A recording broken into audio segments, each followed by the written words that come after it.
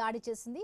ఈ ఘటనలో వందల మంది జలసమాధి అయ్యారు. శ్రీలంక తీరం సమీపంలో జరిగిన దాడిలో ఇరాన్కు చెందిన ఐఆర్ఐఎస్ దేనా నౌకపై అటాక్ చేశారు. భారత్లోని విశాఖపట్నంలో జరిగిన మిలాన్ 2026 నౌకాదళ విన్యాసాల్లో పాల్గొని తిరిగి వెడుతూ ఉండగా అమెరికా సబ్మెరైన్తో దాడికి పాల్పడింది. దీంతో ఇరాన్ నౌక సముద్రంలో మునిగిపోయింది. 140 మందికి పైగా గల్లంతయ్యారు. 32 మందిని శ్రీలంక నౌకాదళం కాపాడింది.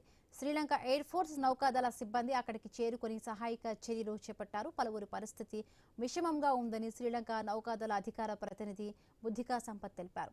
ప్రమాదంలో ఎంతమంది చనిపోయారనేది ఇప్పుడే చెప్పలేమని, ఇప్పటి వరకు 87 మృతదేహాలు లభ్యమయ్యాయని పేర్కొన్నారు.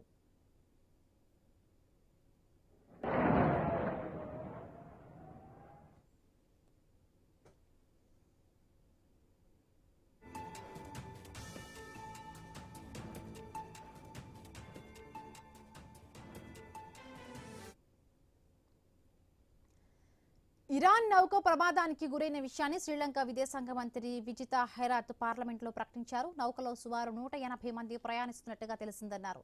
ప్రమాదానికి కారణమేంటో తెలియాల్సి ఉందన్నారు. అయితే కొన్ని గంటల వ్యవధిలోనే ఈ దాడి తామే చేశామని అమెరికా ప్రకటించింది. తమ జలాంతర్గామి నుండి టోర్పెడోను ప్రయోగించి ఇరాన్ యుద్ధ నౌకను ముంచివేశామని అమెరికా రక్షణ శాఖ మంత్రి పీట్ హెగ్సెత్ తెలిపారు. అంతేకాదు శత్రు దేశానికి చెందిన యుద్ధ నౌకపై ఇలాంటి దాడి జరగడం రెండవ ప్రపంచ యుద్ధం తరువాత ఇదే మొదటిసారి అని పేర్కొన్నారు.